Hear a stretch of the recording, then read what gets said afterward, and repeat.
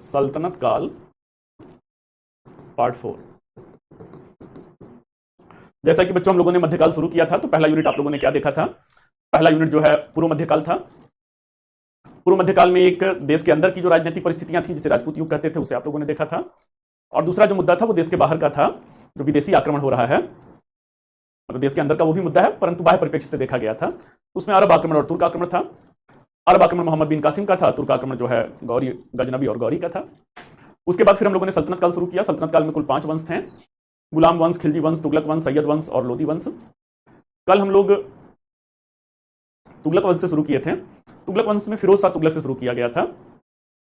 और फिरोज शाह तुगलक जो रहते हैं, उनके राजनीतिक कार्यों को, उनके आर्थिक क्षेत्र में जो कार्य हैं उनको, उनके लोक कल्याणकारी कार्य और सांस्कृतिक कार्यों को हम लोगों ने देखा था। फिर उससे आगे बढ़ा गया तो तैमूर लंग का आक्रमण हो रहा है। तैमूर लंग के आक्रमण के साथ तुगलक वंश का पतन हो रहा है। तैमूर लंग भारत से लौटते समय खिज्र खान को भारत की सत्ता सौंपते हैं और खिज्र खान ही सैयद वंश के संस्थापक के रूप में रहते हैं तथा कभी भी सुल्तान की उपाधि नहीं धारण करते हैं और स्वयं को जो है तैमूर लंग के प्रतिनिधि के रूप में, रैयत आला के रूप में प्रस्तुत करते हैं।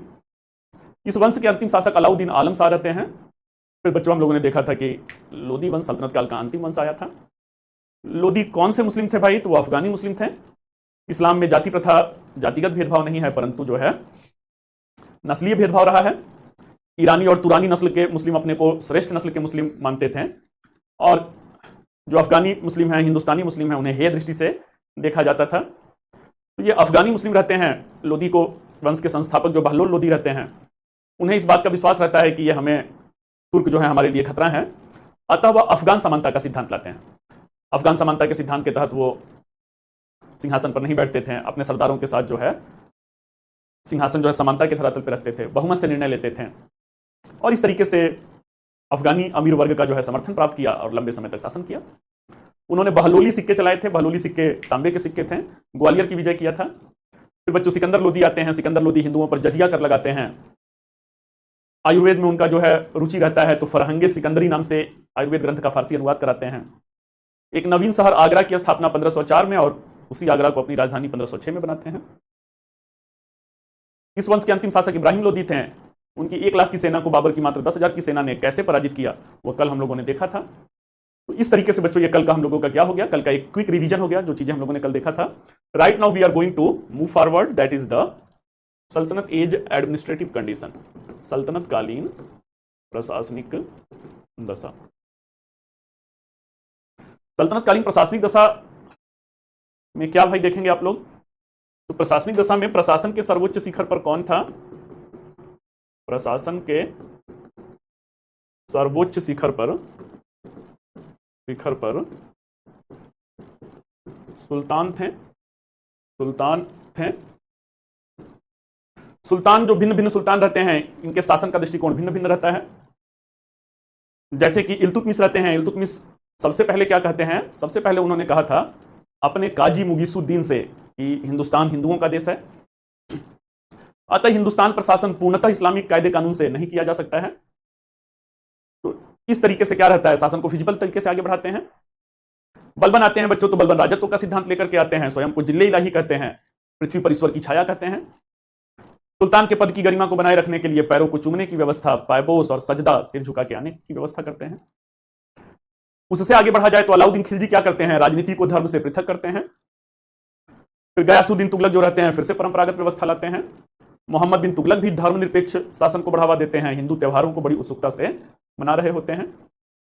फिरोज शाह तुगलक जो है वो तुष्टीकरण की नीति लेकर के आते हैं। तुष्टीकरण की नीति में राजनीति को धर्म से जोड़ देंगे, उलेमा वर्ग की सहमति से शासन को आगे बढ़ाएंगे। तो इस तरीके से क्या है, इस तरीके से जो है आगे भी लोदी वंश रहते हैं। लोदी वंश जो है अफगानों के समर्थन से शासन चलाते हैं। तो सुल्तान शासन के सर्वोच्च शिखर पर होता है, परंतु सबके शासन करने का नजरिया जो है वो अलग अलग रहता है। आगे की कहानी बच्चों क्या है? तो आगे की कहानी है कि सर्वोच्च शिखर पर सुल्तान है। इनके कार्यों में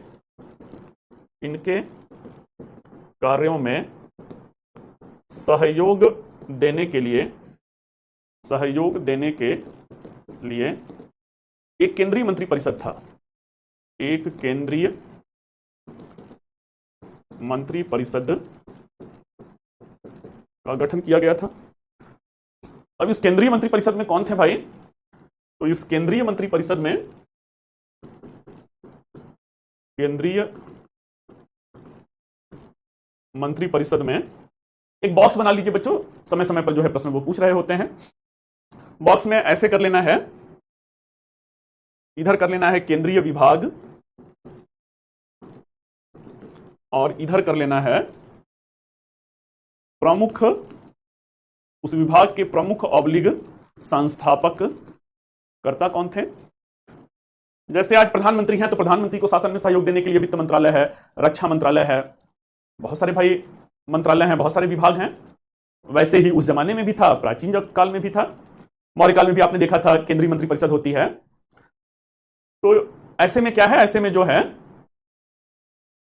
सल्तनत काल में कौन कौन से विभाग हैं भाई, तो दीवाने आरिज है, दीवाने, ये लिख लीजिएगा आप, इसे मैं नहीं लिखाऊंगा। दीवाने आरिज क्या है, तो ये सैन्य विभाग है, सैन्य विभाग है।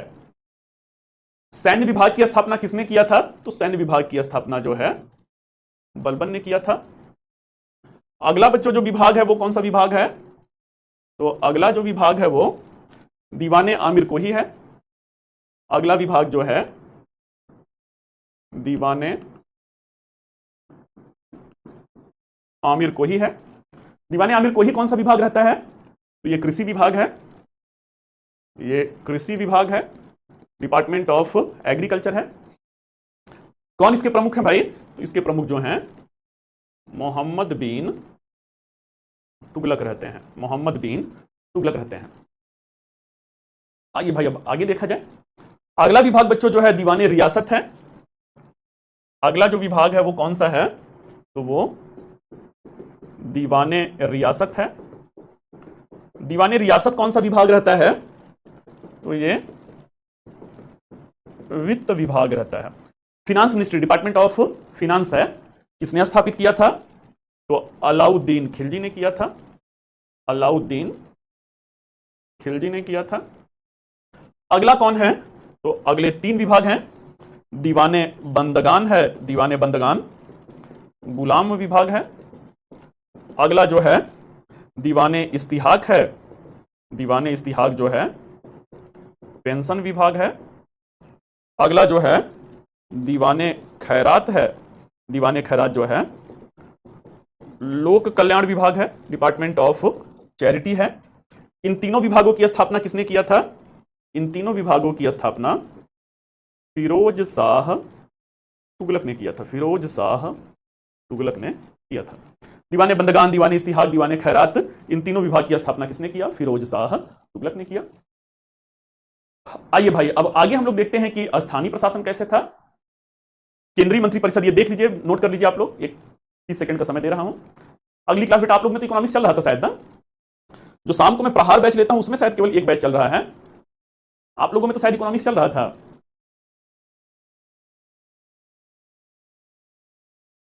ये आपस में बात करते रहेंगे बच्चों जो है ये,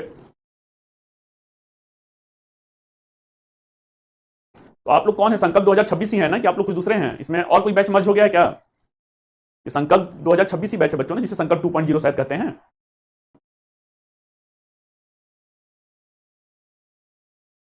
आइए जो है आगे बच्चों हम लोग बढ़ते हैं और देखते हैं कि स्थानीय प्रशासन क्या है, स्थानीय प्रशासन क्या है।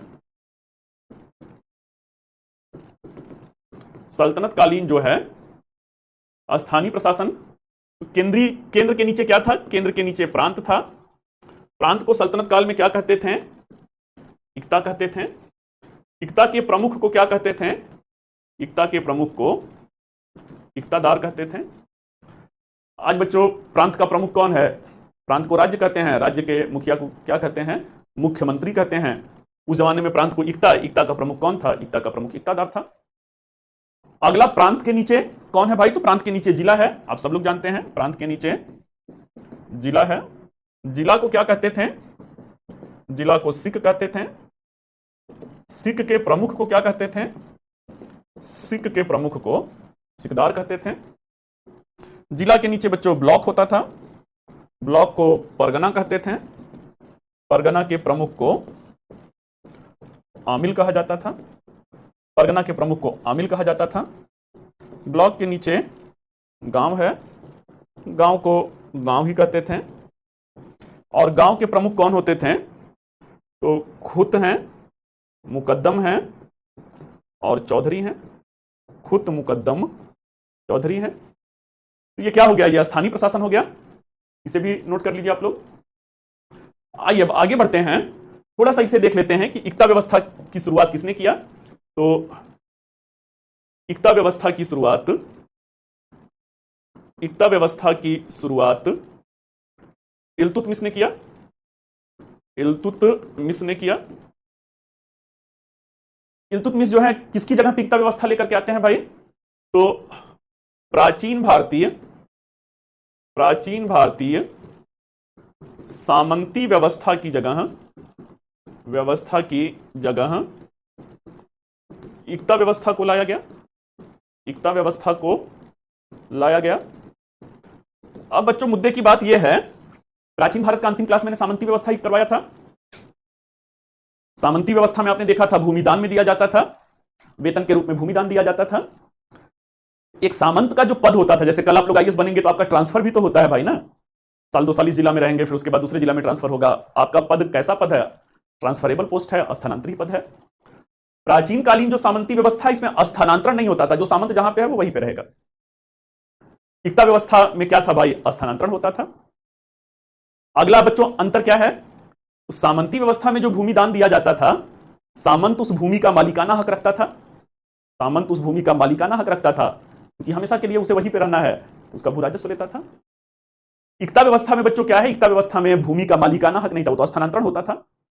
जो इक्तादार था, इक्तादार को भूमि का मालिकाना हक नहीं होता था। और वो केवल क्या करता था? वो केवल भू राजस्व जो वसूल होता था, केवल उसका हकदार होता था। सामंती व्यवस्था में बच्चों अगला अंतर है कि जो सामंत भू राजस्व वसूलता था, उसे केंद्र को नहीं भेजता था, उससे अपनी सेना होना रखता था। सेना को जब जरूरत होता था तो केंद्रीय राजा को सेना भेजता था। बीच बीच में वो अपना कुछ नजराना, कुछ पेशकश जो है केंद्रीय राजा को भेजता था। जबकि जो इक्तादार था, इक्तादार जो भू राजस्व की वसूली कर रहा है, तो इक्तादार बच्चों कोई साधारण पद थोड़ी है, पूरे प्रांत का प्रमुख है ना। तो पूरे प्रांत को, जैसे मान लीजिए आप यूपी से हैं, बिहार से हैं, मध्य प्रदेश, बड़ा राज्य है, उतने बड़े राज्य को शासन को चलाने के लिए और भी प्रशासनिक पदों पे लोग रखे जाएंगे। तो एक जो मान लीजिए मुख्यमंत्री है, उसका पूरा उत्तर प्रदेश उसका है या पूरा मध्य प्रदेश उसका है, तो जितना भू राजस्व आ रहा है उसमें से हजारों कर्मचारियों को और रखा है, उसी भू राजस्व से उनको भी वेतन दे रहा है। साल में भी जितना भू राजस्व आया उसमें से जितना खर्च हुआ, एक साल में आया एक साल में खर्च हुआ, उसके बाद जो राशि बचती थी उसे फवाजिल कहते थे। उस फवाजिल राशि को केंद्रीय राजा को भेजना होता था, सुल्तान को भेजना होता था। सामंती व्यवस्था में यह सब नहीं था, कुछ भी भेजना नहीं था, बीच बीच में बस नजराना देना होता था। सामंत जो होता था अर्ध स्वतंत्र स्थिति रखता था भाई। केंद्र का राजा जैसे ही कमजोर हुआ, सामंत अपनी स्वतंत्रता घोषित कर देते थे। जबकि इक्तादार जो है वो अधीनस्थ, अर्ध स्वतंत्र नहीं होता था, अधीनस्थ कर्मचारी होता था। ये बेटा अंतर है। चलिए, तो प्रशासनिक व्यवस्था समाप्त हुआ। कुछ समझ में आया कि नहीं आया? अगर आ गया बेटा तो कमेंट बॉक्स में क्लियर लिख दीजिए, नहीं आया तो बता दीजिए क्या नहीं समझ में आया। सल्तनत काल की प्रशासनिक दशा बेटा समाप्त हो गया। अब हम लोग कहां पे बढ़ेंगे? तो अब हम लोग जो हैं सल्तनत कालीन सामाजिक दशा की तरफ बढ़ा जाएगा। सल्तनत कालीन सामाजिक दशा। चलिए बेटा, ये कई क्लास चल रहा है तो धीरे धीरे कई सारे क्लास हो जाएंगे, परेशान ना होइए आप लोग। आइए जो है सल्तनत कालीन सामाजिक दशा में सबसे पहला मुद्दा क्या है? समाज का स्वरूप कैसा था? तो समाज का जो स्वरूप है वो पितृसत्तात्मक संयुक्त परिवार प्रणाली था। संयुक्त परिवार प्रणाली था। Patriarchal based joint family system जो है, this was the mode of society. अगला देखते हैं भाई, समाज का अगला मुद्दा क्या है? तो वर्ण व्यवस्था कैसा है? वर्ण व्यवस्था कैसा है? हिंदू समाज में बच्चों तो वही व्यवस्था चल रहा है। हिंदू समाज में परंपरागत रूप से 4 वर्ण थे। कौन कौन था भाई? ब्राह्मण हैं, क्षत्रिय हैं, वैश्य हैं और शूद्र हैं। ट्रेडिशनली देयर वर द 4 वर्णा इन द हिंदू सोसाइटी, ब्राह्मण, क्षत्रिय, वैश्य एंड शूद्र। अगला क्या है भाई? तो मुस्लिम समाज जो है जाति विहीन समाज है, उसमें जाति प्रथा नहीं था, कास्टलेस सोसाइटी थी, जाति विहीन समाज था, परंतु वैचारिक स्तर पर, वैचारिक स्तर पर दो भाग, दो भाग कौन थे भाई?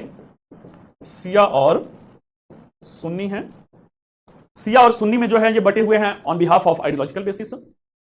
शिया को प्रगतिशील माना जाता है और सुन्नी को बच्चों क्या माना जाता है?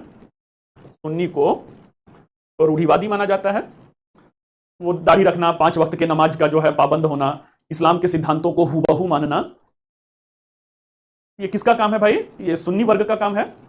औरंगजेब जो था वो सुन्नी मुसलमान था, मतलब इस्लाम को हुबहू मानने वाला, रूढ़िवादी तरीके से मानने वाला, 5 वक्त का नमाजी था, इसलिए हिंदू मंदिरों को तोड़ रहा है, ख्यालात उसके ट्रेडिशनल हैं, कंजर्वेटिव हैं। अगला एक विभाजन बच्चों और है, मुस्लिम समाज का एक विभाजन जो है और देखने को मिलेगा। सामाजिक स्तरीकरण जो है, स्तरीकरण के आधार पर 3 भाग है। 3 भाग में कौन है भाई? तो पहला जो है उलेमा वर्ग है, उलेमा वर्ग है, दूसरा जो है उमरा वर्ग है, और तीसरा जो है सामान्य मुस्लिम वर्ग है, सामान्य मुस्लिम वर्ग है। कल कोई पूछ रहा था कि सर ये उलेमा किसे कहते हैं?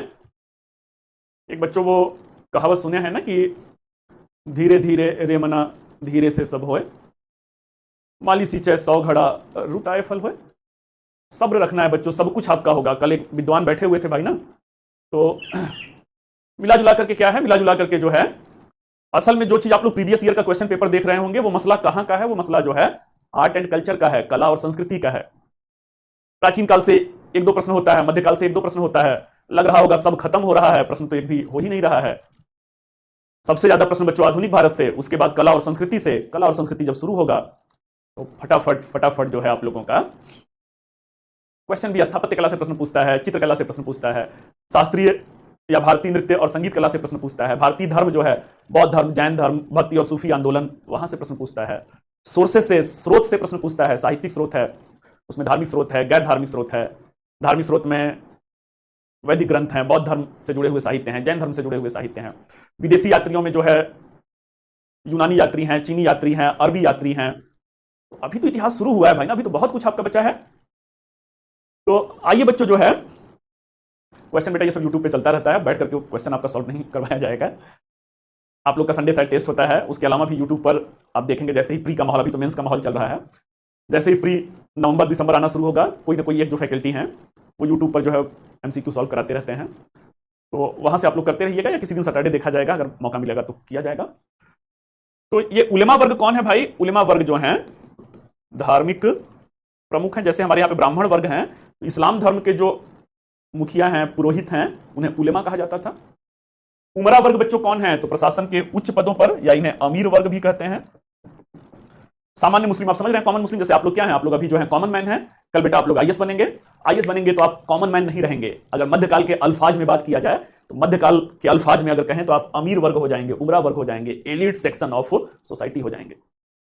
जिस दिन बेटा आप लोगों का सिलेक्शन होता है, अगर आपके जिंदगी के इतिहास को लिखा जाए, आपके जीवन को इतिहास को देखा जाए, तो आपका जीवन का इतिहास आपका जीवन 2 भागों में बढ़ जाता है। एक सिलेक्शन से पहले आप जो हैं भाई बंटी हैं, अनु हैं, विमलेश हैं, सिद्रा हैं, पायल हैं, साजिया हैं, आप जो भी बेटा XYZ हैं, आपका जिंदगी एक सिलेक्शन के पहले की जिंदगी और दूसरा सिलेक्शन के बाद की जिंदगी।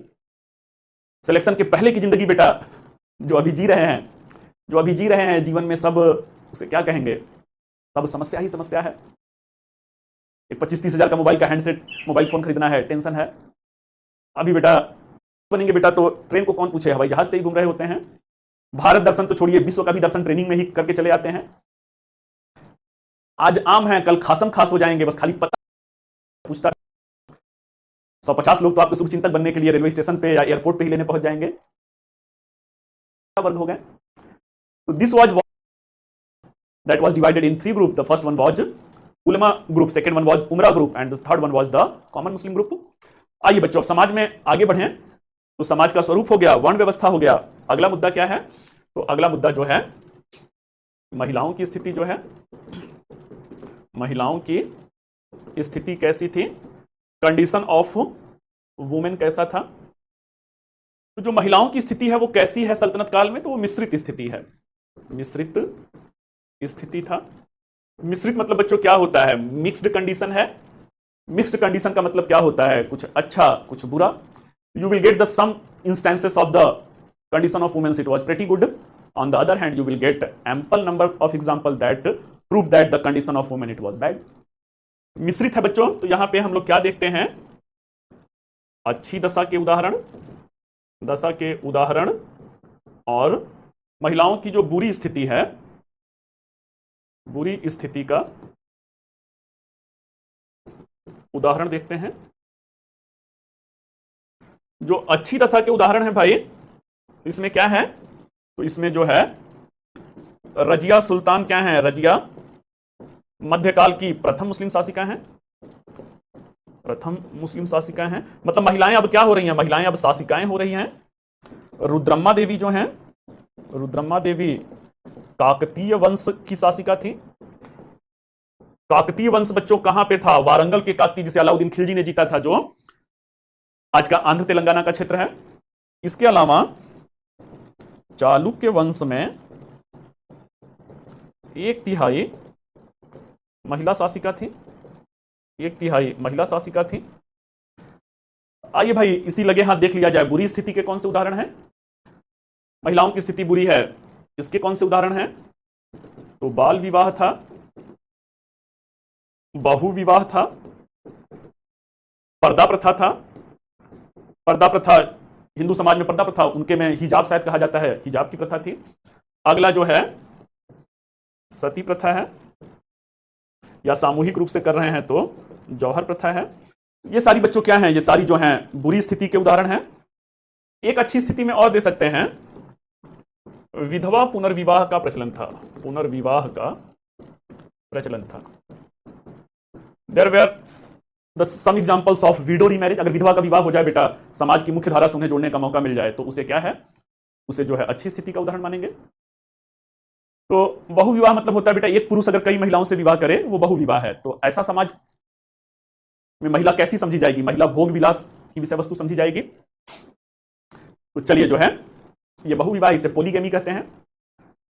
आइए जो है बेटा तो आगे बढ़ते हैं, और अगला मुद्दा हम लोग देखते हैं, दास प्रथा कैसा है, दासों की स्थिति कैसी है, दासों की दशा कैसा है। तो दासों की दशा अधिकांशतः अच्छा था, अधिकांशतः अच्छा था। क्यों भाई, दास का तो मतलब हो गया भाई गुलाम है, गुलाम को क्या, उनकी दशा कैसे अच्छी हो सकता है। तो सल्तनत काल में दास क्या होते थे, सल्तनत काल में दास सर्वोच्च पद सुल्तान तक पहुंचे थे। इसका उदाहरण ही बच्चों क्या है कि एक दास अगर सुल्तान बन जाए तो उससे अच्छी दशा दासों के बारे में हम क्या कर सकते हैं भाई। सबसे बड़ा एग्जांपल गुलाम वंश है। गुलाम वंश में ऐबक भी गुलाम है, इल्तुतमिश भी गुलाम है, बलबन भी गुलाम है। तुर्काने चहलगानी तो 30 साल तक तांडव ही कर रहा था। तो इस तरीके से क्या है, इस तरीके से जो है ये दासों की स्थिति है। चलिए बेटा, दिनेश जो है, बहुत बहुत धन्यवाद बेटा। दिनेश कह रहे हैं कि सर मैंने आज तक कई टीचरों से पढ़ा है, लेकिन आप जैसा आज तक किसी ने नहीं पढ़ाया है। तो कल भी बेटा एक थे, उनको भी हैं कि नहीं है जो है, उन तक भी ये मैसेज पहुंचाइए जो है। चलिए बेटा, ममता आप बहुत दिनों के बाद आज क्लास में दिख रही हैं। तो ये केवल आप भारतीय इतिहास में देखेंगे, मुगलों के समय में भी दास को इतना ज्यादा अवसर नहीं मिला कि वो शासन के सर्वोच्च पद तक पहुंचे। केवल सल्तनत काल में ही दास जो थे वो क्या थे, वो किंग मेकर थे, राजा कौन होगा ये दास डिसाइड करते थे। अगला बच्चों क्या है, अगला जो है सर्वोच्च प्रशासनिक पदों पर होते थे, सर्वोच्च प्रशासनिक पदों पर थे। जैसे कि क्या है भाई, जैसे कि तुर्काने चहलगानी है, इसके साथ साथ जो है मलिक काफूर हैं। मलिक काफूर क्या हैं, अलाउद्दीन खिलजी के दक्षिण भारत का अभियान का नेतृत्व मलिक काफूर ने ही किया था। तो ऐसे में क्या है भाई, ऐसे में जो है अब आगे बढ़ते हैं भाई। दासों की भी स्थिति हो गया, महिलाओं की भी स्थिति हो गया। अब अंतिम मुद्दा क्या, अच्छा एक इसमें दासों में अच्छी स्थिति है, एक और जोड़ लीजिएगा। फिरोज शाह तुगलक ने क्या किया था, फिरोज शाह तुगलक ने गुलाम विभाग की स्थापना किया था, गुलाम विभाग की स्थापना किया था। गुलाम विभाग क्या था, गुलाम विभाग जो है दीवाने बंदगान था, दीवाने बंदगान था। अंतिम मुद्दा बच्चों क्या है? अंतिम मुद्दा जो है, समाज में शिक्षा व्यवस्था कैसी है, शिक्षा व्यवस्था कैसा है। तो एक हिंदू समाज है, हिंदू समाज में मंदिर प्रारंभिक शिक्षा के मंदिर हैं या घटिका हैं और गुरुकुल हैं, ये सब क्या थे? प्रारंभिक शिक्षा के केंद्र थे, शिक्षा के केंद्र थे। मुस्लिम समाज में प्रारंभिक शिक्षा कहां पे था भाई? तो मुस्लिम समाज में मदरसा है, मकतब है, मकतब है, ये क्या है? ये प्रारंभिक शिक्षा के केंद्र हैं। जो प्राइमरी एजुकेशन है, सरकारी स्कूल से कोई पढ़ा है? तो सरकारी स्कूल से बेटा कोई पढ़ा है? सरकारी स्कूल में बेटा एलकेजी यूकेजी नहीं, हम लोग के बचपन में गदहिया गोल कहते थे। आज जिसे आप लोग एलकेजी यूकेजी कहते हैं, उस जमाने में क्या है? उस जमाने में जो है गदहिया गोल कहते थे। तो अगर बेटा मैं अगर मान लीजिए ना मुख्यमंत्री बन जाऊं या किसी डिसीजन मेकिंग उस पर आ जाऊं, हर बच्चे को बेटा जो है प्राइमरी स्कूल, जो गांव का प्राइमरी स्कूल, अब तो क्या है, अब तो प्राइमरी स्कूल बेटा बहुत एडवांस हो गया। हम लोग के जमाने में पटरी से पढ़ाई की है, पटरी जो है लकड़ी का एक तख्ता होता था। अब आप लोग तो बेटा वो जनरेशन ही नहीं होंगे। वो पहले गांव में कच्चे मकान में दिया जलता था, तो दिया जो ताखे पे रखा जाता था उसे ढिबरी कहते थे। ऊपर जो कालिक होता था, उस कालिक से उस पटरी को पॉलिश किया जाता था। तो उसको लेकर के फिर एक दुधिया होता था, दुधिया मतलब चौक समझ लीजिए, उसको लेकर के हम लोग स्कूल जाते थे। और डंठल, जो गोभी का डंठल होता था, गोभी का डंठल देख रहे हैं ना, उससे जो लिखा होता था उससे उसको मिटाते थे। या एक सोख्ता होता था, सोख्ता मतलब उसे क्या, जिसमें पानी सोखता है, तो उस सोख्ता में बेटा अगर मान लीजिए गोभी का मौसम नहीं है तो सोख्ता से उसे वो करते थे, साफ करते थे। और निब पेन से लिखे हैं हम लोग के बचपन में, सुलेखन, हम लोग के गुरुजी सुलेखन करवाते थे। जो राइटिंग देख रहे हैं बेटा ना, अक्सर हर बैच में बच्चे कहते हैं सर आपकी राइटिंग बहुत ही सुंदर है। ये क्यों सुंदर है? हम लोगों के गुरुजी की देन है। तो ये वाले बॉल पेन जिससे आप लोग लिखते हैं उससे नहीं होता था, वो एक इंक आता था, सीसी में इंक, इंक मतलब की स्याही आती थी, और एक निब होता था, निब जो है उससे उसमें बोर बोर के, स्याही में बोर बोर के सुलेखन किया जाता था। और आज वाले गुरुजी थोड़े थे, हम लोगों वाले गुरुजी कभी बचपन में आप लोग के, आज तो कानूनी अपराध है, अगर आप बच्चों को मार दिए तो कानूनी अपराध है। हम लोग के गुरुजी बेटा इतना मारते थे कि पीठ जो है लाल हो जाता था। तो जो श्वेता करिए कि वो दिन वाले बचपन आप लोग का एक, तो चलिए बेटा बड़े खुशनसीब हैं।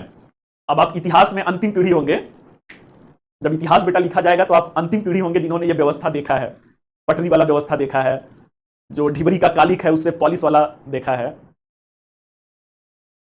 कैंची साइकिल को बेटा जो सीखते थे ना, घुटना फूट जाता था, वो पहले कैंची सीखते थे। कैंची मतलब साइकिल, उस जमाने वाला साइकिल आप लोग देखे हैं बेटा इतिहास में। प्रारंभिक शिक्षा का केंद्र अलग में दिया जाता था, अगला जो है गुरुकुल में दिया जाता था, मुस्लिम समाज में जो है या मदरसा और मकतब में दिया जाता था। तो ठीक है बेटा, तो सब आप लोग समझ ही रहे हैं। तो चलिए जो है यहाँ पर क्या है, यहाँ पर कुछ उच्च शिक्षा के केंद्र थे, जैसे कि पेशावर था, लाहौर था, दिल्ली था, बनारस था, उज्जैन था, यहाँ पे उच्च शिक्षा दी जाती थी। सामाजिक दशा भी बेटा समाप्त हुआ। अब अंतिम मुद्दे की तरफ हम लोग, अंतिम मुद्दा बाद में अब देखेंगे, अब नोट्स बना लीजिए। अब एकमात्र मुद्दा बचा है, वो है सल्तनत काल की आर्थिक दशा, उसे हम लोग बाद में, पहले नोट्स बना लेते हैं फिर बाद में वो करेंगे। तो हाँ बेटा, कहानी में आप लोग को सुनाया जाएगा। और हाँ, गुरुजी लोग जब अगर डांटते थे, डांटते नहीं थे बेटा, वो आप लोग बचपन में पढ़े हैं, रामा रामऊ रामा, ये वाला बचपन में आप लोगों के भी था, लता लतू लता कुछ कैसे करके, वो 3 रूप होता था, रमभ्याम रमभ्यामी कुछ ऐसे करके होता था। हम लोग के बचपन में सर नहीं कहते थे, हम लोग के बचपन में जो है पंडित जी कहते थे, सर लोगों को बाबू साहब कहते थे, मुंशी जी कहते थे।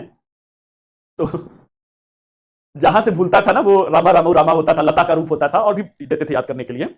जहां से भूलता था वहीं से एक जो उसे क्या कहते हैं, जिसपे हम लोग बैठते थे, टेबल का टूटा हुआ अगर लकड़ी उकड़ी होता था, जहां से लड़का भूलता था, बाल तो एकदम कटवा के छोटा छोटा जाते थे, बाल अगर पकड़ने लायक होता था तो बाल पकड़ के ही झुला देते थे। वो गुरुजी थे। और उस जमाने के पढ़े हुए लोगों को देखिए, देखेंगे उस जमाने के पढ़े हुए लोग आज जहां कॉन्वेंट वाले नहीं है बेटा, उन सारे पदों को सुशोभित किए हैं। जबकि सरकारी स्कूल की व्यवस्था उस जमाने में आज जैसी तो नहीं थी। आज तो सरकारी स्कूल में ऐसे ही डिजिटल पैनल लगे हुए हैं। अब सरकारी स्कूलों में, प्राइमरी स्कूल इतना ज्यादा पेंट, इतना ज्यादा भाई अप टू डेट है कि देख के लगता ही नहीं कि ये सरकारी स्कूल है। चलिए बच्चों जो है, हाँ, पठती पठता पठंती, तो जहां से भूलता था वहीं से मारना शुरू करते थे, शब्द रूप धातु रूप। आइए बच्चों जो है, इधर उधर की बातें नहीं करना है। शिक्षा व्यवस्था की बात चली थी तो थोड़ा सा अपने भी बचपन वाला हम लोग याद कर लिए। चलिए लिखिए, हेडिंग दे दीजिए, सल्तनत काल की प्रशासनिक दशा। या सल्तनत काल की प्रशासनिक दशा बेटा यही है, मतलब मैं फिर से बोल के वही लिखवाऊंगा, आप सामाजिक दशा पे सीधे आ जाइए। ये मैंने कहा था कि आप लोग नोट कर लीजिए, तो आप लोग इसे नोट कर लिए होंगे। सल्तनत काल की बेटा प्रशासनिक दशा यही है। अगर नहीं नोट किए हैं तो बाद में इसी को देख करके नोट कर लीजिएगा, बस इतना ही है। यहां से हम लोगों ने शुरू किया था। प्रशासन के सर्वोच्च शिखर पर सुल्तान थे, इनके कार्यों में सहयोग देने के लिए केंद्रीय मंत्रिपरिषद थी। केंद्रीय मंत्रिपरिषद का हेडिंग देकर के एक बॉक्स बनाए थे। फिर उसके बाद स्थानीय प्रशासन पे आए थे, प्रांत, जिला, ब्लॉक और गांव। फिर इसके बाद इक्ता व्यवस्था की शुरुआत इल्तुतमिश ने किया था। तो ये हो गया है बच्चों, ये आप लोग कर लेंगे, यही देख करके मुझे बोलना है। अगला हेडिंग दे दीजिए। ऑब्जेक्टिव के क्वेश्चन के लिए अगर आप लोग फाउंडेशन बैच वाले हैं, तो फाउंडेशन बैच के स्टूडेंट हैं तो आप लोग वो ले लीजिए, घटना चक्र आता है। ये मुझे लग रहा है अमेजोन पे भी मिल जाएगा आपको, अमेजोन या फ्लिपकार्ट पे भी सर्च करेंगे, घटना चक्र का इतिहास आएगा, इतिहास पूर्वाविलोकन। तो सारे सब्जेक्ट का अलग अलग आता है, इतिहास का मोटा सा होगा। तो इतिहास पूर्वाविलोकन ले लीजिए, उसमें टॉपिक वाइज आईएएस और पीसीएस दोनों का क्वेश्चन दिया है। तो आप लोग को बेटा अपीयर होना है 26 में, आईएएस पीसीएस दोनों मिला के, जैसे मान लीजिए सल्तनत काल हम लोग खत्म किए, सल्तनत काल से कम 150-200 प्रश्न होगा, जो पिछले 32 सालों में, पिछले 32 सालों में 8 पीसीएस परीक्षा और आईएएस एग्जाम में पूछा गया है। सल्तनत काल खत्म कर लिए, 150 क्वेश्चन, अगर मान लीजिए 200 क्वेश्चन सल्तनत काल से पूछा है, 2 घंटा आपको लगेगा, 2 घंटा नहीं, 3-3.5 घंटा के आसपास में लगेगा। जब भी सॉल्व कीजिएगा तो उसके नीचे 4-5 लाइन का एक्सप्लेनेशन दिया है, तो उस एक्सप्लेनेशन को भी आपको करना है, ठीक है। आइए बच्चों लिखिए, हेडिंग दे दीजिए सल्तनत काल की सामाजिक दशा। देखिए सल्तनत काल में समाज का स्वरूप,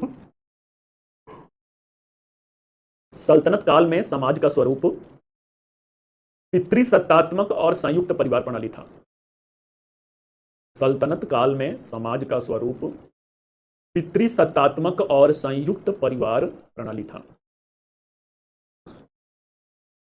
फुल स्टॉप।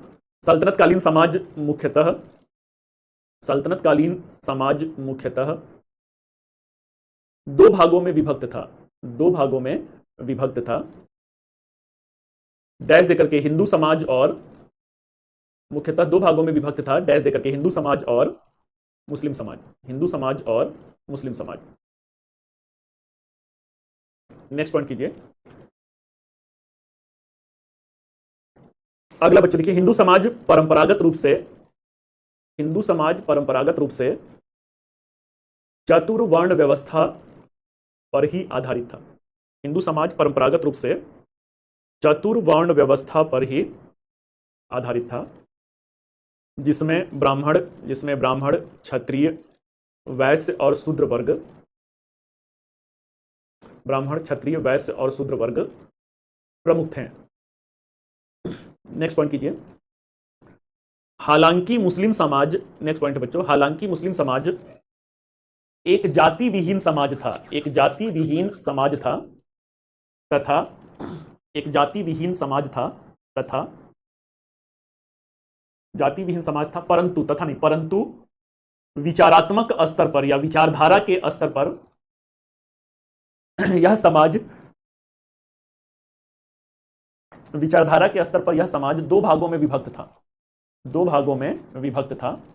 डैश देकर के सिया ब्रैकेट में प्रगतिशील वर्ग और सुन्नी ब्रैकेट में रूढ़िवादी वर्ग, सिया ब्रैकेट में प्रगतिशील वर्ग, कॉमा सुन्नी ब्रैकेट में रूढ़िवादी वर्ग।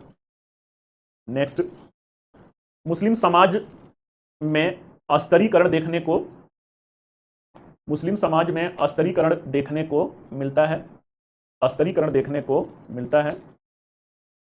डैश देकर उलेमा वर्ग, उलेमा वर्ग,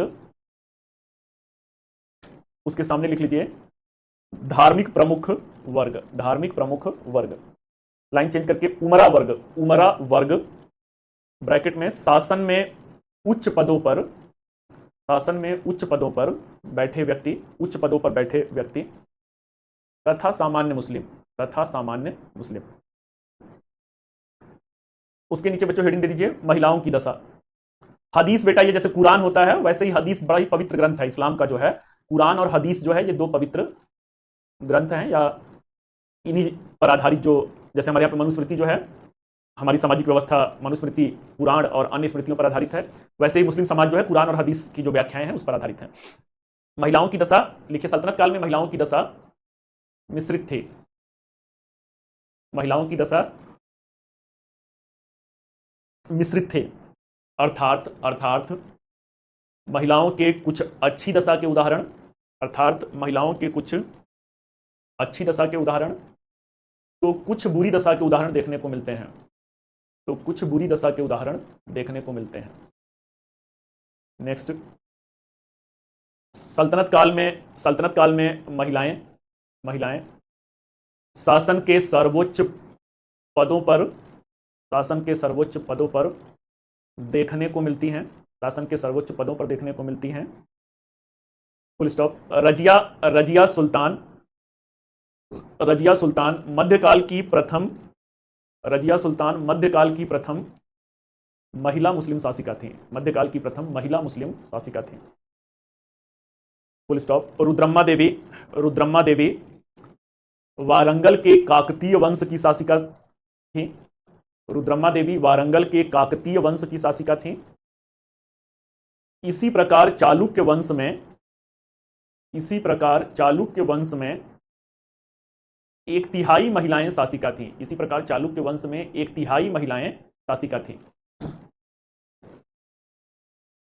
नेक्स्ट पॉइंट लिखिए।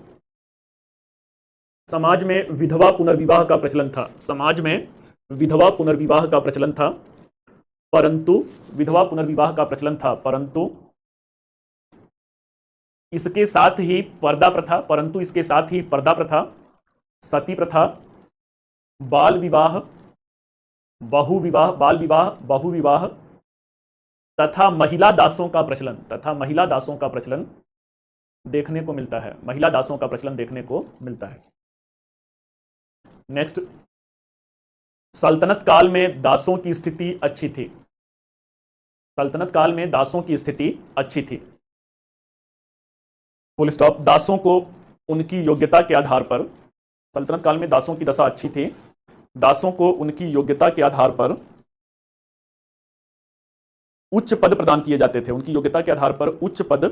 जाते थे। तथा कुछ दास तो शासन के सर्वोच्च पद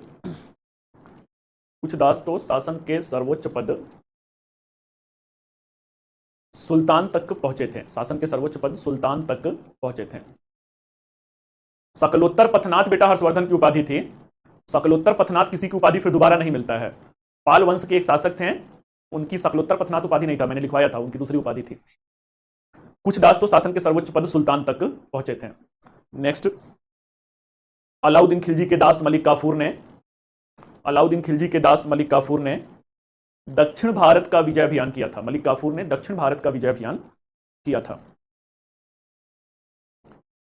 नेक्स्ट, फिरोज शाह तुगलक ने दास विभाग दीवाने बंदगान स्थापित किया था। हेडिंग दे दीजिए शिक्षा व्यवस्था। देखिए, हिंदू समाज में प्रारंभिक शिक्षा के केंद्र के रूप में मंदिर घटिका और गुरुकुल थे।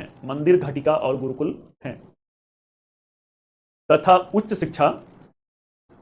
उच्च शिक्षा महाविद्यालयों में दिया जाता था।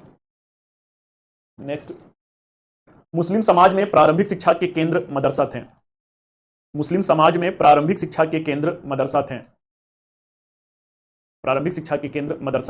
तथा उच्च शिक्षा विश्वविद्यालयों में दिया जाता था। नेक्स्ट, सल्तनत काल में उच्च शिक्षा के केंद्र, फिर से बेटा सुनिए, सल्तनत काल में उच्च शिक्षा के केंद्र बनारस, आगरा, लाहौर एवं पेशावर था। Full stop. संभ्रांत वर्ग की हिंदू और मुस्लिम महिलाओं को भी शिक्षा का अधिकार था। अब बेटा इसी लगे आर्थिक दशा लिख लीजिए, 10 मिनट में समझा दूंगा। हेडिंग दे दीजिए सल्तनतकालीन आर्थिक दशा। उसके नीचे हेडिंग दे दीजिए कृषि की दशा। लिख लीजिए ना, 10 मिनट में समझा दूंगा। कृषि की दशा। देखिए सल्तनत काल में कृषि की दशा बहुत अच्छी थी। सल्तनत काल में कृषि की दशा बहुत अच्छी थी तथा भूमि के कुल 3 प्रकार थे। तथा भूमि के कुल 3 प्रकार थे। डैश देकर खालसा भूमि, भूमि के कुल 3 प्रकार थे, डैश देकर खालसा भूमि, ब्रैकेट में केंद्र के अधीन भूमि, केंद्र के अधीन भूमि, कॉमा इक्ता भूमि, इक्ता भूमि, ब्रैकेट में प्रांतीय भूमि, इक्ता भूमि ब्रैकेट में प्रांतीय भूमि, तथा दान में दी गई भूमि, तथा दान में दी गई भूमि। नेक्स्ट हेडिंग दे दीजिए भू राजस्व व्यवस्था। भू राजस्व व्यवस्था। देखिए सल्तनत काल में भू राजस्व निर्धारण के, सल्तनत काल में भू राजस्व निर्धारण के 3 प्रणालियां थी। भू राजस्व निर्धारण की 3 प्रणालियां प्रचलित थी, 3 प्रणालियां प्रचलित थी। डैश देकर के लाइन चेंज खालसा भूमि, खालसा भूमि, सॉरी 3 प्रणालियां प्रचलित थी, डैश देकर के लाइन चेंज बटाई पद्धति, बटाई पद्धति, ब्रैकेट में कर लीजिए अनुमान आधारित, अनुमान आधारित व्यवस्था था, अनुमान आधारित व्यवस्था था। दूसरा कीजिए मसाहत पद्धति, मसाहत पद्धति, ब्रैकेट में कीजिए भूमि माप के आधार पर, मसाहत पद्धति ब्रैकेट में भूमि माप के आधार पर। लाइन चेंज मुक्तई पद्धति, मुक्तई, मुक्तई पद्धति, ब्रैकेट में अनुमान एवं माप दोनों व्यवस्था, मुक्तई पद्धति, अनुमान एवं भूमि माप दोनों व्यवस्था इस क्षेत्र में प्रचलित था। अनुमान एवं भूमि माप दोनों व्यवस्था इस क्षेत्र में प्रचलित था। नेक्स्ट पॉइंट लिखिए कृषि के विकास, कृषि के विकास के लिए मोहम्मद बिन तुगलक ने एक पृथक, कृषि के विकास के लिए मोहम्मद बिन तुगलक ने एक पृथक कृषि विभाग, एक पृथक कृषि विभाग दीवाने आमिर कोही, एक पृथक कृषि विभाग दीवाने आमिर कोही का गठन किया था, दीवाने आमिर कोही का गठन किया था। तथा किसानों को ऋण का प्रावधान, किसानों को ऋण का प्रावधान सौंधार या तकाबी ऋण के रूप में किया था, सौंधार या तकाबी ऋण के रूप में किया था। नेक्स्ट फिरोज शाह तुगलक ने, फिरोज शाह तुगलक ने नहरों का निर्माण करवाया था, फिरोज शाह तुगलक ने नहरों का निर्माण करवाया था। हेडिंग दीजिए सल्तनत, फिरोज शाह तुगलक ने नहरों का निर्माण करवाया था। हेडिंग दे दीजिए सल्तनत कालीन उद्योग, सल्तनत कालीन उद्योग। ठीक है, सल्तनत काल में 2 प्रकार के उद्योग प्रचलन में थे। सल्तनत काल में 2 प्रकार के उद्योग प्रचलन में थे, डैश देकर के राबिती उद्योग, ब्रैकेट में यह राजकीय, या डैश देकर राबिती उद्योग, डैश देकर यह सरकारी नियंत्रण, यह सरकारी नियंत्रण के उद्योग थे, सरकारी नियंत्रण के उद्योग थे।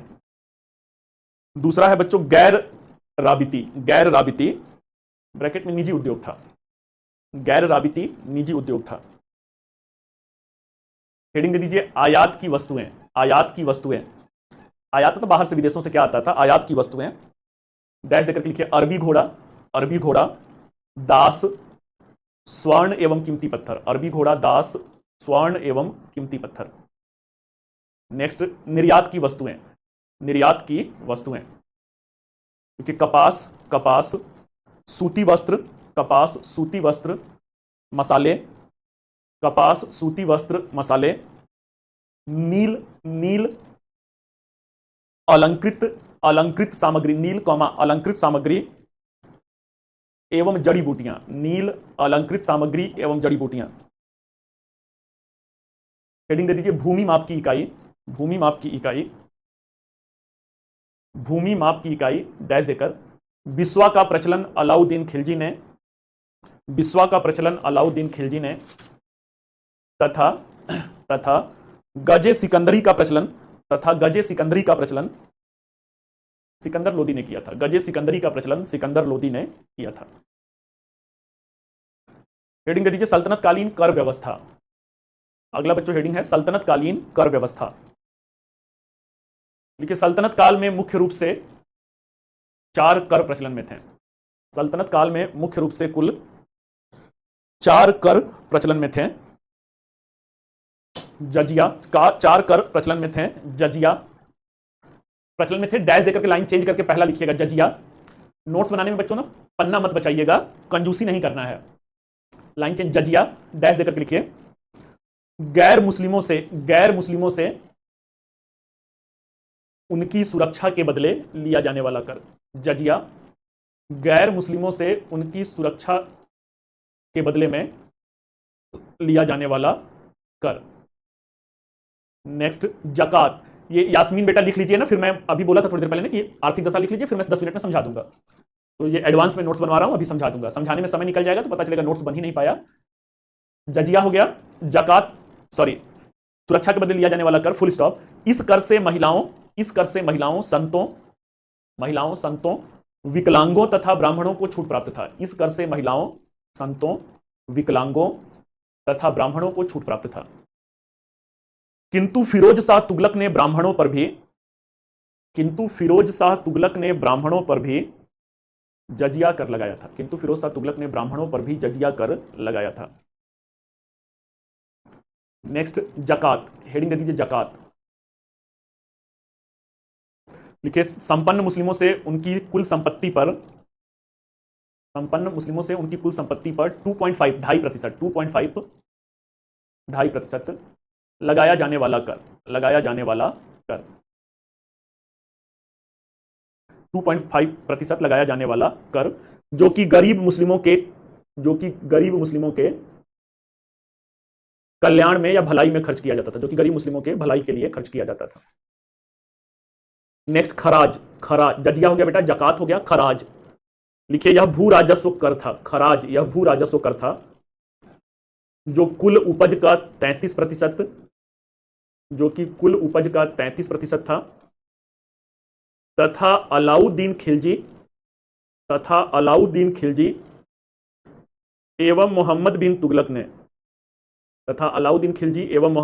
ने कुल उपज का 50%, अलाउद्दीन खिलजी तथा मोहम्मद बिन तुगलक ने कुल उपज का 50% भू राजस्व कर के रूप में लिया था। कुल उपज का 50% भू राजस्व कर के रूप में लिया था। अंतिम कर लीजिए खुम्स। लिखिए युद्ध विजय के पश्चात सैनिकों के द्वारा लूट के धन पर लगाया जाने वाला कर। Full stop. लूट के धन का 20% शाही खजाने में, लूट के धन का 20% शाही खजाने में और 80% सैनिक अपने पास रखता था। जबकि अलाउद्दीन खिलजी और मोहम्मद बिन तुगलक ने लूट के धन का 80% शाही खजाने में, और मात्र 20% सैनिकों को दिया था। हेडिंग दे दीजिए बच्चों सिक्का व्यवस्था। हेडिंग देना है सिक्का व्यवस्था। पहला पॉइंट, मोहम्मद गौरी के सिक्कों पर एक तरफ देवी लक्ष्मी की आकृति तो दूसरी तरफ कलमा अंकित था। नेक्स्ट, इल्तुतमिश ने चांदी का टंका तथा तांबे के जीतल, इल्तुतमिश ने चांदी का टंका और तांबे के जीतल का प्रचलन करवाया। नेक्स्ट, मोहम्मद बिन तुगलक ने दीनार नामक सोने का सिक्का चलवाया। नेक्स्ट, फिरोज शाह तुगलक ने अर्धा एवं बिख सिक्कों का प्रचलन किया।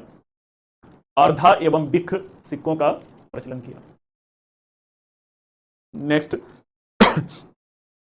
सल्तनतकालीन तांबे का सिक्का दिरहम था। सल्तनतकालीन तांबे का सिक्का दिरहम था। दिरहम था। हेडिंग दे दीजिए, अंतिम हेडिंग है बेटा, सल्तनतकालीन तकनीकी प्रगति। सल्तनतकालीन तकनीकी प्रगति लिखिए। सल्तनत काल में सर्वप्रथम कागज का प्रयोग हुआ था। सल्तनत काल में सर्वप्रथम कागज का प्रयोग हुआ था, जिसका उल्लेख आमिर खुसरो ने किया है। जिसका उल्लेख आमिर खुसरो ने किया है। नेक्स्ट, ईसामी के ग्रंथ, ईसामी के ग्रंथ फुतूह, ईसामी के ग्रंथ फुतूह, फरसा वाला फ पे छोटी ऊ की मात्रा, फुतूह डैश उस डैश सलातीन, ईसामी के ग्रंथ फुतूह उस सलातीन में सर्वप्रथम सल्तनत काल में, सर्वप्रथम सल्तनत काल में चरखे के प्रयोग का, सर्वप्रथम सल्तनत काल में चरखे के प्रयोग का प्रचलन मिलता है। चरखे के प्रयोग का प्रचलन मिलता है। नेक्स्ट है रहट। रहट जो कि सिंचाई की एक अत्याधुनिक तकनीक थी। रहट जो कि उस समय की, रहट जो कि उस समय की सिंचाई की एक अत्याधुनिक तकनीक थी, जिसमें पर्सियन व्हील, व्हील मतलब चक्का होता है ना, पहिया, जिसमें पर्सियन व्हील तकनीकी का प्रयोग, पर्सियन व्हील तकनीकी का प्रयोग किया गया था। संभवतः इस तकनीकी का सर्वप्रथम प्रयोग, संभवतः इस तकनीकी का सर्वप्रथम प्रयोग दिल्ली सल्तनत काल में ही हुआ था। संभवतः इस तकनीकी का सर्वप्रथम प्रयोग दिल्ली सल्तनत काल में हुआ था। नेक्स्ट, अगला बेटा टेक्नोलॉजिकल एडवांसमेंट क्या है? सर्वप्रथम रेशम के कीड़े का प्रयोग, सर्वप्रथम रेशम के कीड़े से रेशम काटने का प्रयोग, से रेशम बनाने का प्रयोग इसी समय काल में हुआ था। प्रयोग इसी काल में हुआ था। नेक्स्ट, प्रथम बार दिशा सूचक यंत्र, प्रथम बार दिशा सूचक यंत्र का प्रयोग इसी समय हुआ था। प्रथम बार दिशा सूचक यंत्र का प्रयोग इसी समय हुआ था। ब्रैकेट में चाहें तो चुंबकीय कुतुबनुमा कर सकते हैं। चुंबकीय कुतुबनुमा। अंतिम पॉइंट है बच्चों, समय सूचक यंत्र का प्रयोग भी, समय सूचक यंत्र का प्रयोग भी इसी काल में हुआ था। समय सूचक यंत्र का प्रयोग भी इसी काल में हुआ था। चलिए बेटा, कहानी खत्म। 10 से 15 मिनट में समझा देता हूं क्या है। तो सल्तनत कालीन आर्थिक दशा है। इस सल्तनत कालीन आर्थिक दशा में पहला मुद्दा क्या है? पहला मुद्दा है कृषि की दशा। कृषि की दशा कैसा है भाई? कृषि की दशा बहुत अच्छा है, बहुत अच्छा है। कैसे बहुत अच्छा है? तो भूमि के 3 प्रकार हैं। भूमि के कौन कौन सी भूमि है? तो खालसा भूमि है। इस भूमि को कहते हैं केंद्रीय नियंत्रण की भूमि है। आपने देखा था अलाउद्दीन खिलजी ने इनाम, वक्फ और मिल्क भूमि को जब्त करके खालसा भूमि में तब्दील करवाया था। दूसरा कौन सा है भाई? दूसरा जो है इक्ता भूमि है। इक्ता भूमि कैसी भूमि है? तो ये जो है प्रांतीय भूमि है। खालसा भूमि, इक्ता भूमि, और तीसरा जो है दान में दी गई भूमि। दान में दी गई भूमि। दान में दी गई भूमि कौन सी थी भाई? तो इनाम भूमि था, मिल्क भूमि था, वक्फ भूमि था। अब बच्चों अगला क्या है? तो अगला है कि इन सारे भूमि से जो है भू राजस्व का निर्धारण कैसे होता था। तो अगला मुद्दा है भू राजस्व का निर्धारण। तो भू राजस्व का निर्धारण कुल उपज का कितना था? कुल उपज का 33% था। 33% था। अलाउद्दीन खिलजी ने कितना लिया भाई? अलाउद्दीन खिलजी ने 50% कर लिया। अब ये जो कर लिया जा रहा था, ये किस आधार पर लिया जा रहा था? तो इसकी 3 प्रणाली थी,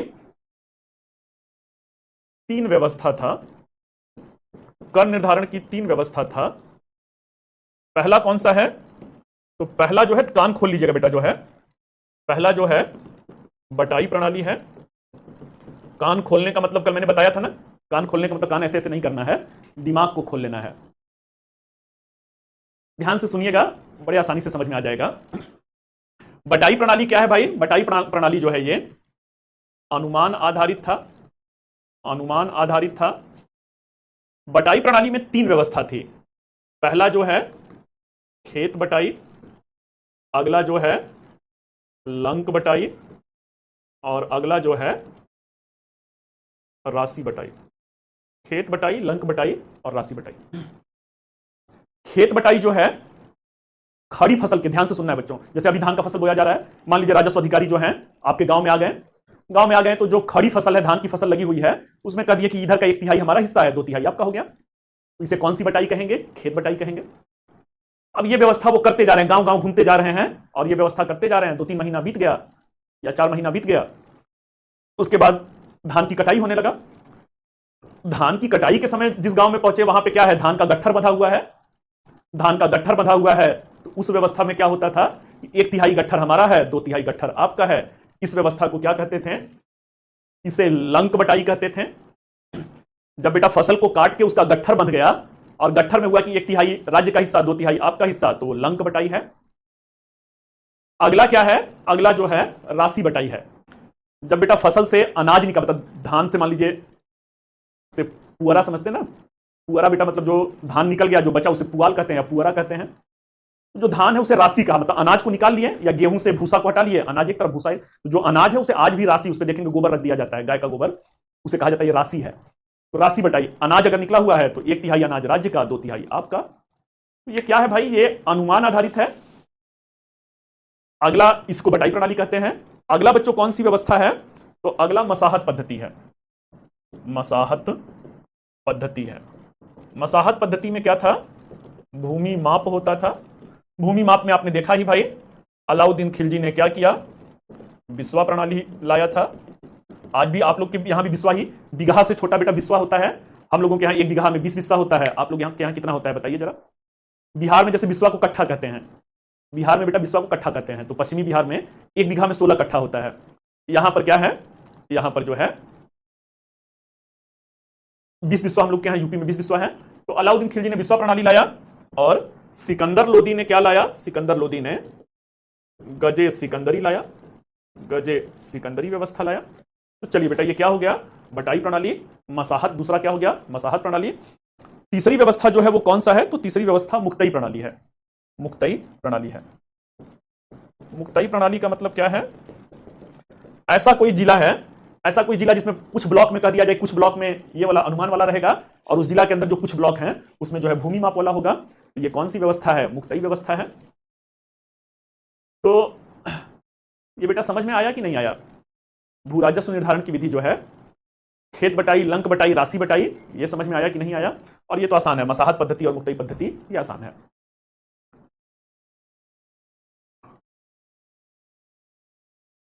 आप लोग की तो अपनी ही कहानी, राम कहानी चल रही होती है, आप हमें बताएंगे क्या? समझ में आया बेटा? आइए अब हम लोग कहां पर आते हैं? तो अगला हम लोग आते हैं सल्तनत कालीन उद्योग जो हैं। सल्तनत कालीन उद्योग, 2 प्रकार के उद्योग थे। पहला जो है राबिती उद्योग है। राबिती उद्योग ये सरकार के नियंत्रण, सरकारी नियंत्रण के उद्योग थे। दूसरा कौन सा है? तो दूसरा जो है गैर राबिती उद्योग है। गैर राबिती उद्योग है। गैर राबिती उद्योग कौन से उद्योग हैं भाई? तो ये जो हैं निजी नियंत्रण के उद्योग हैं। निजी नियंत्रण के उद्योग हैं। आज बच्चों क्या है? आज जो अंतरिक्ष क्षेत्र है, रक्षा क्षेत्र है, रेलवे है, ये सरकारी नियंत्रण में है ना। परमाणु ऊर्जा है, ये सब सरकारी नियंत्रण के हैं। तो उस जमाने में जो युद्ध के साजो सामान के उद्योग हैं, जो शाही महल के बनने वाले सामान हैं, ये सब क्या है? ये सब जो है सरकारी नियंत्रण के उद्योग हैं। निजी नियंत्रण मतलब आप समझ ही रहे हैं। अब अगला मुद्दा आते हैं कि आयात की वस्तुएं क्या हैं और निर्यात की वस्तुएं क्या हैं।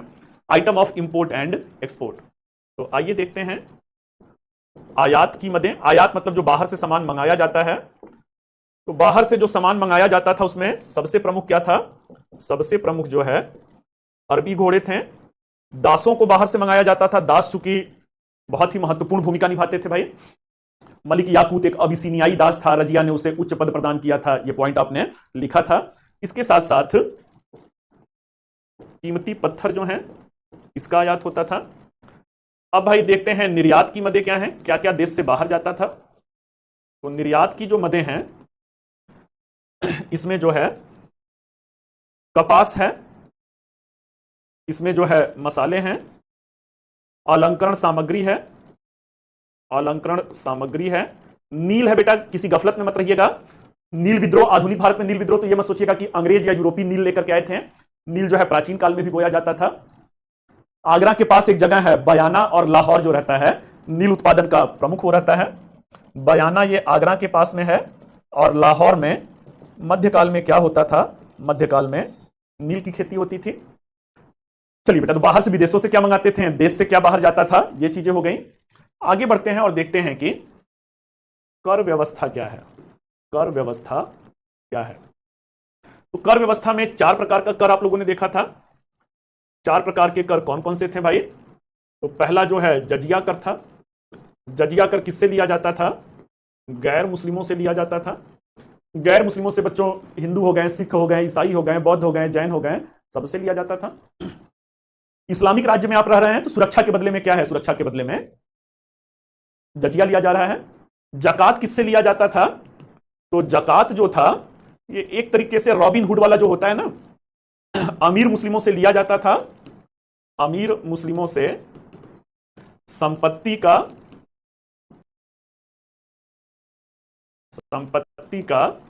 2.5%। गरीब और मजलूम जो है, कोई गरीब मान लीजिए मुस्लिम है, उसकी बेटी का विवाह है, या केवल मुस्लिमों से लिया जाता था। अगला बच्चों क्या था? तो अगला कर जो है खराज कर है। खराज कर ये क्या था? ये भू राजस्व कर है। अभी मैंने बताया 33%, अमूमन 1/3 लिया जाता था। अलाउद्दीन खिलजी 50% लेते हैं। अंतिम जो है कौन सा है? अंतिम खुम्स है। खुम्स का मतलब क्या है? युद्ध में सैनिकों द्वारा लूट का धन। तो लूट का जो माल होता था, सैनिक केवल जीत के लिए लड़े, केवल युद्ध लड़े तो जीतने के लिए लड़े, तो सैलरी तो मिलता था, तनख्वाह तो मिलता था। कहा जाता था जीतोगे तो दुश्मन देश में कत्लेआम करोगे बच्चों। भारत का गहना सोने की चिड़िया था। सोने की चिड़िया आज भी हमारे यहां परंपरा है। आज भी बेटा हमारे यहां पे परंपरा है कि हर मां बाप अपनी बेटी को उसकी शादी में अपने सामर्थ्य, जो भी उसका सामर्थ्य है, उस सामर्थ्य से बढ़ करके उसको गहने देते हैं। वो गहना दुआएं लेती जा तुझको सुखी संसार मिले। हमारे घर की अमानत है। बेटी पैदा, एक मां जो होती है उसके पैदा होने के साथ ही उसका जो पिता पैदा होने के साथ ही उसके पाई पाई जोड़ करके उसके शादी का सपना बुनता है। तो ऐसे में बच्चों क्या है, ऐसे में जो है ये हमारे यहां का परंपरा है।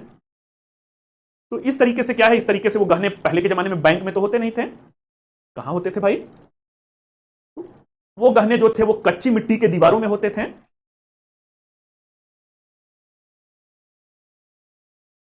मिट्टी के दीवारों में होते थे। ये बात बाहरी। तो जब जीतते थे तो क्या है भाई, जब युद्ध जीतते थे तो कत्लेआम होता था, कच्ची मिट्टी के घरों को गिरा दिया जाता था। गिरा करके जो गहने, हर घर से गहना मिलता था क्योंकि बैंक में रखा नहीं जाता था। तो उस तरीके से लूट के धन का 20% जो है खजाने में जमा होता था, 80% सैनिक अपने पास रखता था। क्या बेटा बफरिंग हो रहा है क्या? हमारे सामने तो ठीक चल रहा है। अभी कैसा बेटा? अभी सही है? तो चलिए बेटा, ये क्या हो गया? ये खुम्स कर हो गया। एक और था, हके सर्ब था। हके सर्ब क्या है?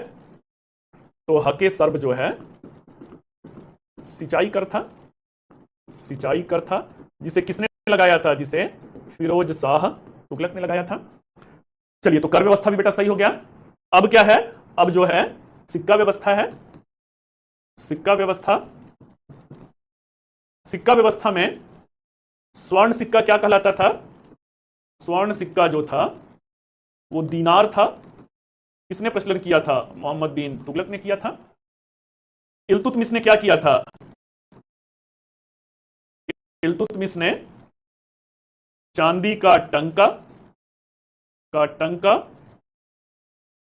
चांदी का टंका और तांबे के जीतल का प्रचलन किया था।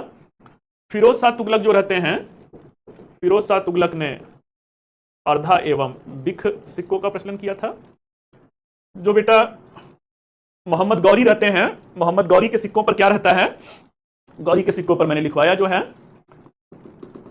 गौरी के सिक्के जो हैं, एक तरफ क्या है, एक तरफ जो है देवी लक्ष्मी की आकृति है, देवी गॉडेस लक्ष्मी जो है वो है, दूसरी तरफ जो है कलमा अंकित है। इसी कड़ी में बहलोल लोदी है, बहलोल लोदी ने बहलोली सिक्के चलाए थे, बहलोली सिक्के जो हैं वो चलाए थे। तकनीकी प्रगति बेटा मैंने लिखवा दिया है, आप लोग देख लीजिएगा। तकनीकी प्रगति में दिशा सूचक यंत्र जो है इसी समय हुआ, समय सूचक यंत्र इसी समय हुआ, सिंचाई की रहट प्रणाली साकिया तकनीकी का प्रचलन इसी समय हुआ। इसके अलावा कागज का भारतीय इतिहास में पहली बार प्रयोग सल्तनत काल में हुआ, आमिर खुसरो ने बताया। चरखे का प्रयोग तो सलातीन में बताते हैं। कहानी बेटा खत्म हो गया, आप पूछ सकते हैं। आज की क्लास से रिलेटेड बेटा अगर कोई डाउट है तो आप फटाफट पूछ सकते हैं, नहीं तो क्लास को यहीं पे हम लोग औपचारिक रूप से समाप्त किया जाएगा। कल मुलाकात होगी, तो कल एक नया यूनिट हम लोग का शुरू होगा, मुगल वंश। तो मध्यकाल का सिलेबस बेटा छोटा है, मुगल के बाद बस केवल दक्षिण भारत का इतिहास, मतलब 4 3 7 क्लास, मतलब एक हफ्ता 8 9 दिन, मान लीजिए 8 9 दिन आपका मध्यकाल और चलेगा। चलिए बच्चों जो है, तो आज का मुलाकात यहीं तक है, मिलते हैं कल फिर से हम लोग इसी समय इसी मंच पर। Till then all the best, thank you.